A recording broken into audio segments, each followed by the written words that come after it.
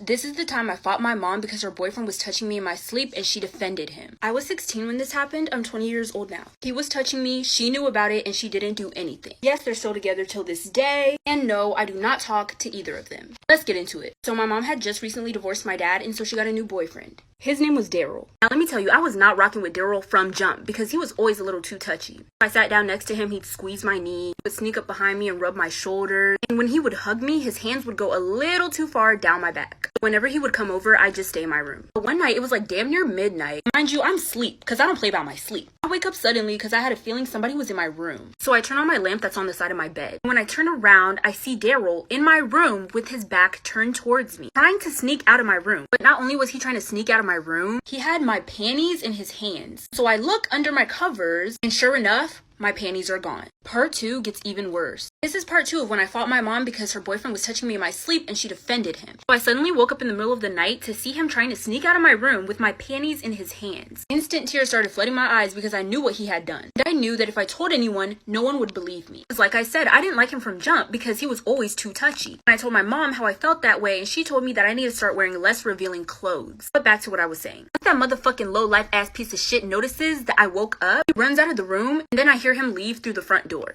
So I quickly get dressed so I could go tell my mom what happened because I didn't know what else to do. I wake her up and go, "Ma, 𝙎𝙤𝙗𝙧𝙚 just touched me in my sleep." She says, "Girl, stop making up these low fantasies in your head and go back to sleep." So I told her, no, I woke up in the middle of him trying to leave my room with my panties in his hands, and once he noticed that I saw him, he left through the front door. Then she gets mad at me and starts yelling at me and says, and I quote, "I don't need you running men out my house." That's crazy because my dad was her 5th husband, 𝙎𝙤𝙗𝙧𝙚 was about to be her 6th. If anybody was running men out this house, it was her. I'm tired of her BS at this point. She's yelling all up in my face, and so I shove her. This is where it gets crazy. Part 3 of the time I fought my mom because her boyfriend touched me in my sleep and she defended him. So I woke up my mom to tell her that her boyfriend had just touched me in my sleep. And she gets mad at me and starts yelling and screaming at me. With the amount of shit that she put me through, she had no right. So I'm sick of her BS at this point, and so I shove her. I had never put my hands on my mama before this. My mama deserved to get her ass whooped. How toxic she was. If she wasn't my mama, if she was just some other regular bitch, I probably would have already threw hands with her like 10 times. So now we're on the floor of her bedroom, scrapping it out. And no, I did not show her no mercy. Obviously, I went and whooped her ass because 16 years of being mistreated. Come on, at this point, I had a heart of steel and hands of steel. So she's screaming and she's yelling and she's talking about, "I'm gonna call the police on you." I was like, call them. After I tell them what happened, they're gonna be on the look for your boyfriend. She tells me to get my stuff and get out. I said, say less, so I start packing. I texted a close friend who I had already told about 𝙎𝙤𝙧𝙚 being a creep, and they came to get me. I lived with that friend for 2 years until I turned 18 and moved into my own place. I have an amazing boyfriend who understands my trauma and takes everything slow with me. I no longer have contact with 𝙎𝙤𝙧𝙚 or my mom, and now I only see them through social media posts. This is a story about the time I got arrested because I was with my friend when she stole from Kroger. So I was at Kroger looking for snacks with my friend, let's call her Kaylee. Kaylee goes and wanders off somewhere and leaves me in the bread aisle. She didn't tell me where she was going, but about 10 minutes later she came back with a pair of lashes in her hands. She tells me she paid for the lashes up front and to put them in my pocket. I didn't know that she was stealing, so I put them in my pocket. One of the workers saw and called the police. When the police arrived, Kaylee grabs the lashes and tries to make a run for it. So I look after her and I yell, "Justice for Brandon Bernard."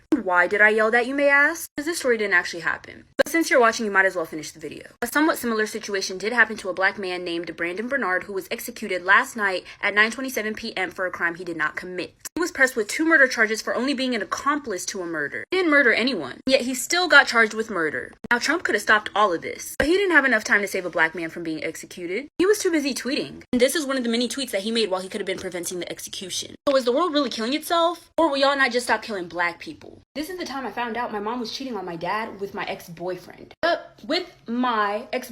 And you already know your girl came with the receipts. Let's get into it. So around January last year, me and my boyfriend of 1 year had just broken up. And around that same time, I noticed that my parents' relationship was going down the drain too. I'm an only child. I could see how fake my parents would be around each other. It's honestly like they didn't even try to hide it. So one night I asked to use my mom's phone because I needed to look something up in that very moment and my phone was dead. And obviously I don't just look for what I need. I invade her privacy because if she had free access to my phone, she would have done the same thing. So I'm scrolling through her phone, then I open iMessage. First thing I see is a conversation with my ex-boyfriend. I wasn't surprised that she had his number because I gave it to both of my parents while we were dating just in case of emergencies. So I click on their conversation and this is what I see, child. At the time, I wasn't paying attention to the date. I just assumed that they were old messages from when he would be coming over to see me. But later on, when I caught them together, I threatened to expose him unless he sent me all their messages, which will be posted on my Instagram story. And I found out that those messages were from the day before I caught them together, which happened the next day.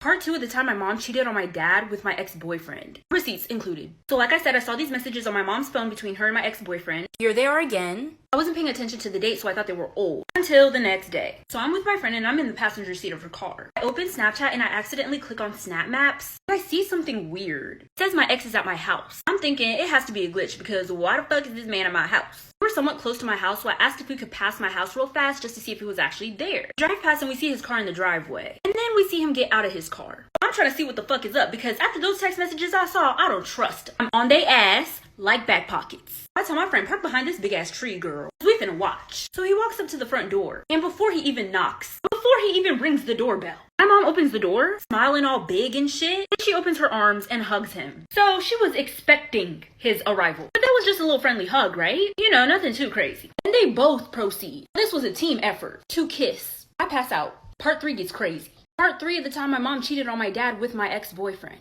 Receipts included. After I see on Snap Maps that he's at my house, me and my friend drive past my house to see if he was actually there and his car was in the driveway. My mama opens the door for him before he even knocks. Then me and my friend witness them lock lips. At this point my blood is cold. The way I hop out that car faster than you could say home wrecker. So there I am running towards them. Obviously they see me running towards them, eyes wide open, and they start looking at each other. I'm like, hey, don't look at each other, look at me. Look over here. What y'all staring at each other for? So I asked them if I just saw what I just saw. Obviously they try to gaslight me. My friend was there and she saw it, so ain't no fooling me. So I'm screaming at them and I'm going at it. And they're screaming back like they didn't just do what they did. Our neighbor, who is a cop, hears us arguing and comes outside and tries to defuse the situation. He asks us what's going on. I just tell him that everything's fine and then we go inside. So we go inside and I sit them both down. I'm more curious as to how they even formed this whole entire relationship. So I tell my ex that I won't expose him if he sends me all the messages between him and my mother. Making part 4 right now.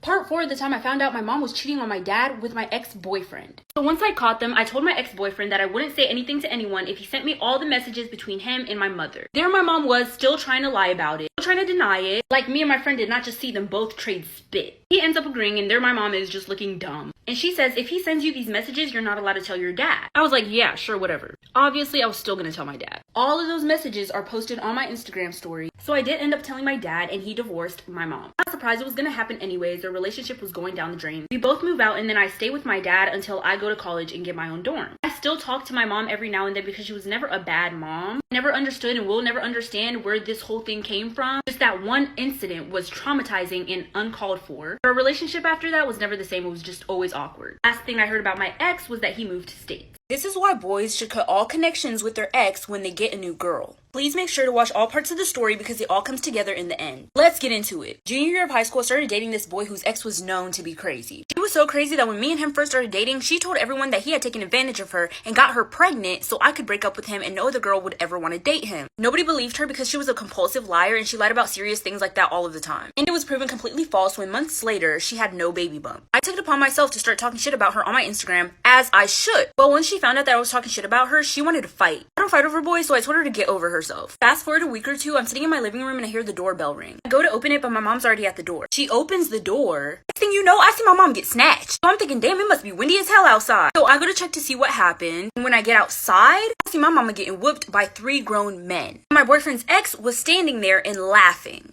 Part 2 of why boys should cut all connections with their ex when they get a new girl. So like I said, I see my mama getting whooped by 3 grown men. And there my boyfriend's ex is standing there watching the whole thing and laughing. Once the men see me, they stop and I run to make sure that my mom is okay. And they start cussing, saying this, that, and the third. I'm telling all of them to go to hell. I'm trying to rush my mom back inside. There was seriously something wrong with her. Her nose was bleeding. She couldn't answer my questions. She was pretty fucked up. And my boyfriend's ex starts yelling and says, this is what you get for getting me a miscarriage. Now this girl was delusional. I did nothing of the sort. Never put a hand on her. This is the first time I would be seeing her in person. I don't even know how she got my address. I don't bother arguing and I get my mom back inside. I hand her a phone and I tell her to call the police. But I also make sure to tell the dispatcher that we're gonna need an ambulance. So then I go to my garage. I grab a bat, walk right back outside that door, and I go sicko mode. And this is when it gets crazy.